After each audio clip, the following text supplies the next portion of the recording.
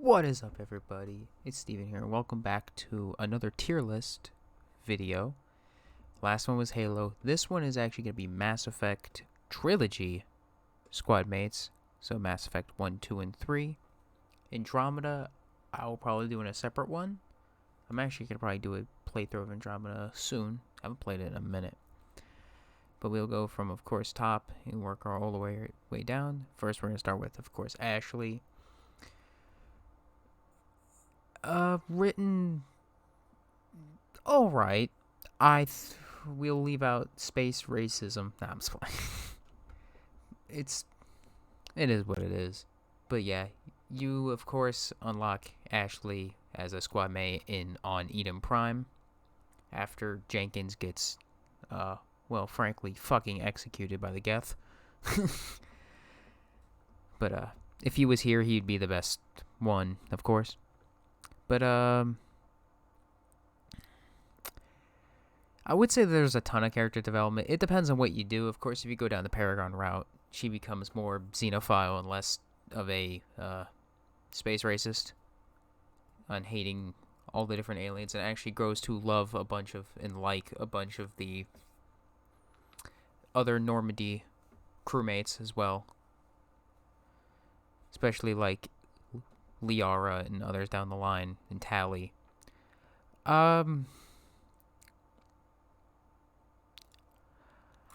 gonna put Ash in good. It's not bad, but not low enough to where it's okay. I think she's just kind of yeah. I'll get this one out of the way. Morinth, cool idea.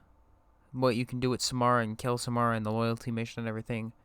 Just don't think that there's a whole lot that's done with it. It's kind of just like, ooh, cool little Easter egg or whatever you can do. Like, ooh, if you want to go more of the renegade path. But it's meh. It's kind of, yeah, it's not anything amazing. We'll go with Edie next. Technically, if you want to get technical, you run into Edie in Mass Effect 1 when you do the lunar base mission, where the rogue AI has taken over the defenses on the moon. That AI is actually Edie, and Cerberus basically confiscates or takes Edie, and of course then works on integrating Edie into, of course, the Normandy SR2. I think Edie's a well-written character, but I don't.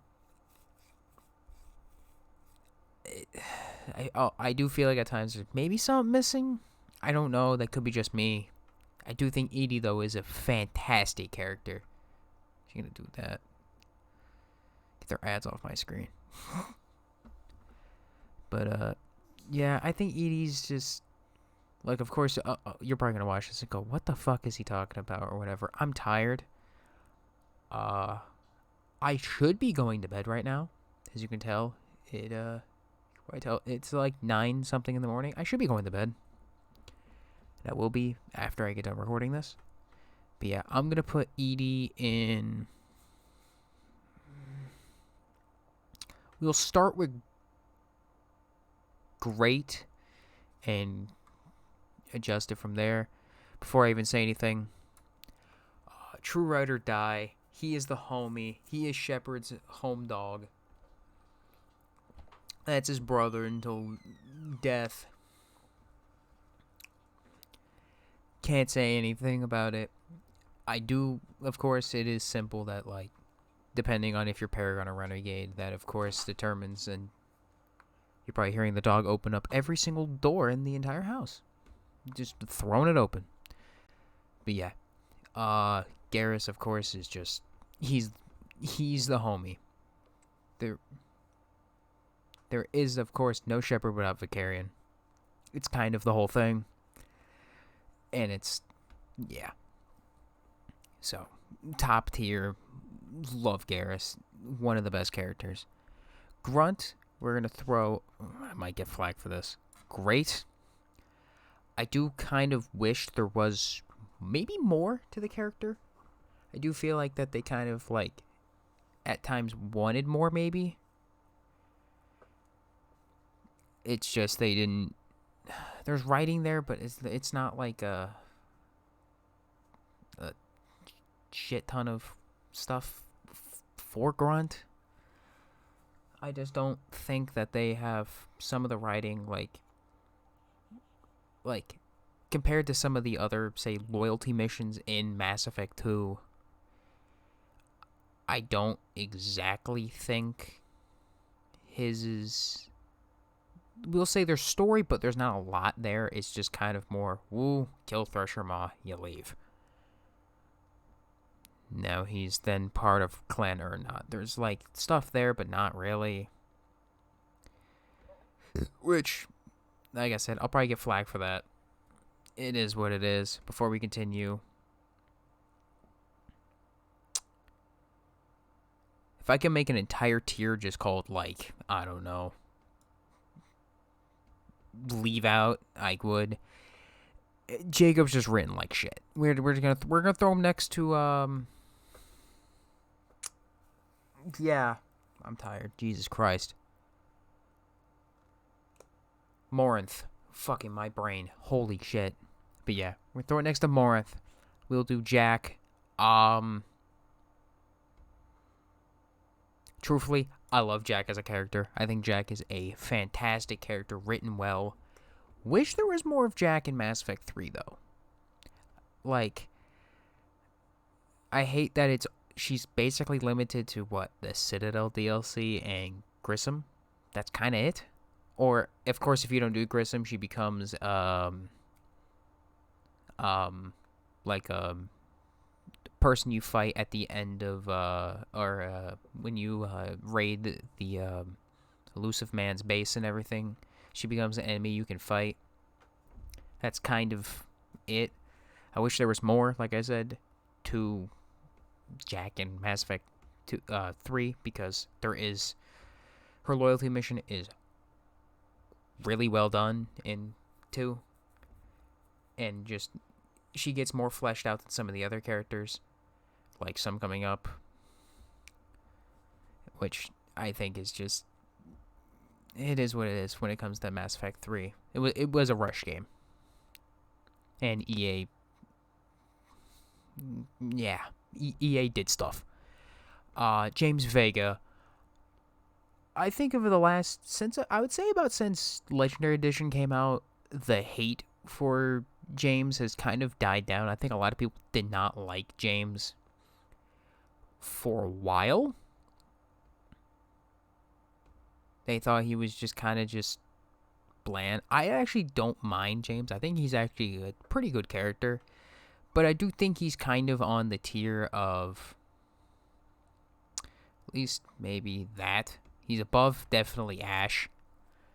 Ash is a good character, but I do think at times, like I said, Ash there's something about Ash rubs me the wrong way. I don't know what it is. A lot less than Caden. We'll save Javik for a second, because we'll throw Caden in okay. I don't know what it is. I think, I don't know. He's just, I don't know what it is about Caden. I don't know if it's the voice acting or whatever, because it's not bad voice acting, but there's just something about it that just, I don't know what it is. Like I said, I'm probably going to get hate for this one as well, because I know on the subreddit and stuff, there are a bunch of people that love Caden. I will get some flack for this. I think he's kind of boring. I think he's a very kind of boring character. Yeah, his backstory's kind of cool with the whole, was it Jump Zero and him being a biotic and all that stuff. It's interesting. There's something about the character when it comes to just some of the voice lines that are said in the game, and just he's just boring. I don't know what it is. It's just, he's kind of just, like, he's above meh. He's just kind of okay. Like how it says, okay. Javik, you were listed as a Day 1 DLC. Not BioWare's fault. That's EA being money-hungry assholes. Though, we're going to throw Shavik in great. I think he's a fantastic character, and he's a fucking Prothean. How can you hate a fucking Prothean? You can't. We just will leave out how they're a bunch of imperialistic psychos, basically, is what they were, but we'll leave that out. Great character, voice acting amazing. I think the whole memory shard stuff and all that, I think is fantastic as well. I think it's a bummer that he was listed as a day one DLC because fuck you, EA. How about that? They'll never work with me anyway. Who cares? Kasumi Gato, bummer that you were also listed as a DLC character because you're not as fleshed out as a lot of the others. Like Tally, Garrus, Jack.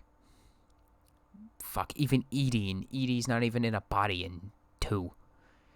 And characters like Samara and stuff like that. Just, you get definitely a very fun loyalty mission. I just wish you could. It's a kind of a bummer you can't like romance Kasumi or do all the other stuff like how you can do with the other characters. Have more voice lines with them as you interact with them more. You only unlock an X amount with Kasumi, and same with Zaid. But that's kind of it. It's kind of a bummer. And you do get that little mission in 3, but outside of that, that's all you get in what I think you might get some war score from her in 3, but like you don't get a whole lot, and it's kind of shitty that she was listed as a DLC. Same as Zaid, because I think Zaid is such a cool fucking character. Such an interesting character too, especially his loyalty missions. It's not long, it's kind of brief as well. And the fact that it's the only loyalty mission, it's the only loyalty mission in the game where you can kill the person in it. I'm going to put Kasumi in good just because of the fact that she kind of nerfed as a character because she's listed as DLC. But next is Legion. I'm so sorry. BioWare kind of did you dirty, bro. You relatively don't have a whole lot of time in game, which sucks because I think Legion is of one of the more interesting characters. The fact that he is the only Geth squadmate you get, the only like mobile kind of like different view AI that's not based off of a human or this or like it's so vastly different. This one's personal. BioWare kind of did you dirty, and EA with their crunch for the games. You're going in great. Liara, what cannot be said? Liara is fucking fantastic. Writing is amazing. She's kind of up there with like Shepard and Garrus and Rex and them as like, it's the original group. There's more of an affinity for those original group of squad mates, I think, than the others. Genuinely. The fact that Liara gets an entire DLC just to her and that you can rekindle your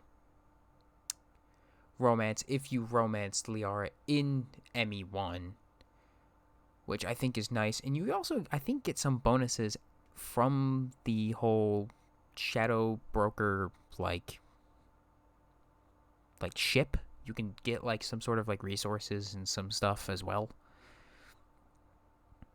which is kind of nice. It just adds some flavor and you get some background intel logs and all the stuff from the different characters. But yeah, Liara, fantastic. There's just amazing. There's only so much you can say about Liara. Miranda, I don't hate Miranda. I'm not like, wow, Miranda's this groundbreaking character. I think Miranda's good. I don't think she's like, you know what? Good. I'm gonna get some flack for that too, because I definitely know that they're Miranda like stands, aka they're just a bunch of horny motherfuckers that just want to go and download the fucking re-implement ass mod for Miranda. But I like Miranda. I think her loyalty mission's fun, and the quest in 3 is fun and all the stuff. I think it's good, but I just think I don't know. I don't know if it's because for like the whole beginning, for like the whole like kind of first half of the game until you start getting into more of like the loyalty mission and stuff, she's kind of a bitch. Like to everybody. Like, cool. We know you're like kind of like Cerberus, like bad bitch. Cool. Like, congratulations. You want a fucking gold star? Like, she's kind of a bitch throughout the start. To be fair, Jack is as well, but I don't know. I just feel like it was kind of warranted. I don't know. I don't feel like there need to be two kind of semi-paragon and then one very renegade bitchy characters. Like, it's okay, but it's just, I don't know. I think Miranda's just alright. I definitely don't think this is the greatest tier list. Like, I could probably do this tomorrow and it might be genuinely different. But we're gonna get the Morin with also, fun fact, I don't think some people realize this. A lot of people do, but not everyone does. On his head, his like scar or like tattoo or whatever is in the shape of a Reaper, if you did not know that. But truthfully, he's the very model of a scientist Solarian. He's the fucking toppest tier. Morin is fucking amazing. All you can say, Morin is fantastic. He's top echelon. Samara? I don't know. Her loyalty mission's fun. If you don't know what you're doing, kind of a pain in the ass. Fuck, I've done it a bunch, and I still, at times, fuck it up. Yeah. It's just okay. Like, it's a fun loyalty mission. Like I said, it's a fun loyalty mission, but you can easily fuck it up and, like, very easily fuck it up. Most of the time, just go for, like, renegade options, and it works. But, like, so, like, it's an interesting story between her and Morinth and all the stuff, and Morinth being an Ardat Yachi and all that. It's fun. To me, it's not the top of the top when it comes to loyalty missions in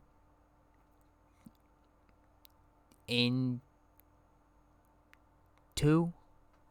And then she's just there for that one, was it Ardat Yachi Monastery level in 3, which if you did do like the max you can do with Samara in 2 when it comes to like the romance and stuff, which it really is just not much, you can do get like a kiss and that's it.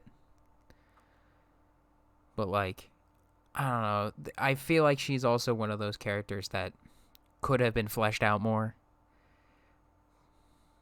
which is why I don't want to put her in the same tier as fucking Caden, because I feel like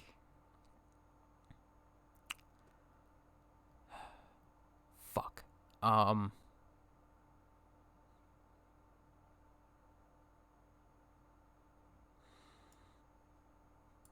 gonna put her in good. I definitely think she's around the same tier as like Miranda, I think.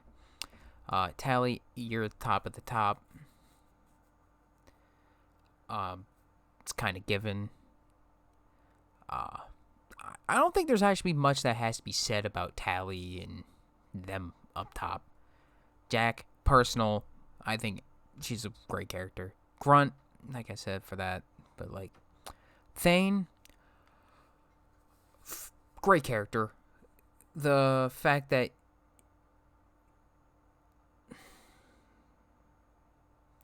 he is at his it's hard to put it, because it's like he's at his inner peace, knowing after the whole his loyalty mission where you have to stop his son from basically almost going down the same path as he did, because like he wants to right his wrongs, he wants to undo the sins and everything he's done, because he's dying of Vrolik's what is it, not Vrolik, it's Kepler syndrome. Vrolik is what Joker has.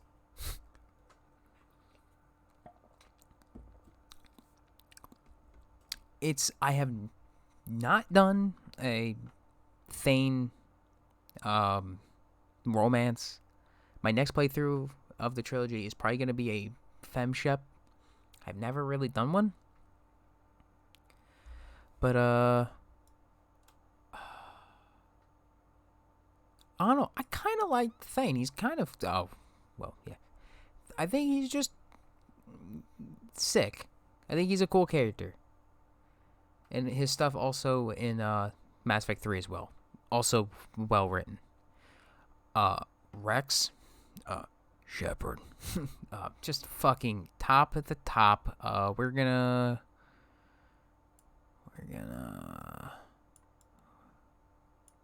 We'll do that. Him and Garrus are the top of the top. If I'm not doing a romance or whatever for most of when it comes to Mass Effect 1,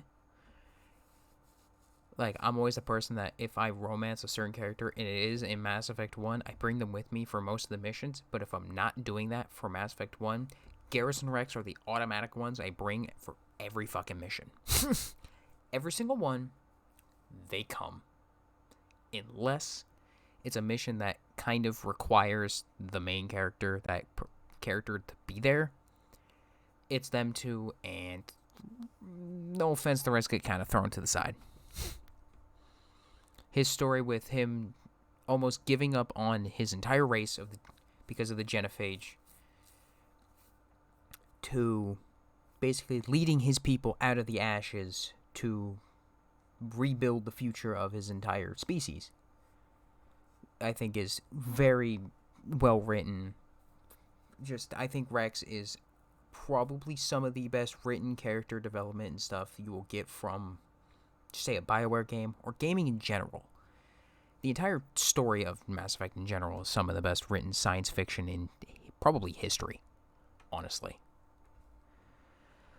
But we'll do to the last character, of course, and go to Zaid Masani. Personally,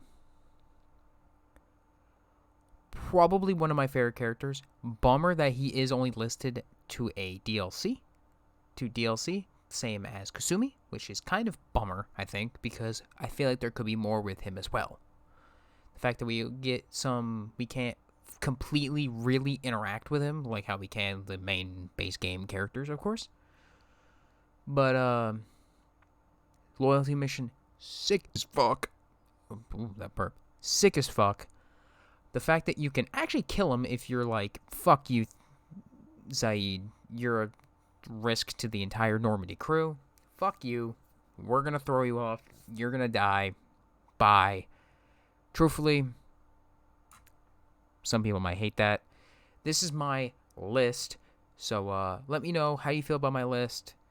Honestly, there's probably some ones I could change around. I'll probably get hate for this. And who made this? This person right here. Shout out to you for this tier list, or for making this. So thank you for allowing me to be able to actually make this video, because if people like this person did not make this at some point, this video wouldn't have happened then, or in the way it did. So yeah, like and subscribe for more. I'm Steven, and of course, sorry for the rambling or whatever. It's what's gonna happen in these videos. But yeah, I'll see you in the next one, and of course, peace.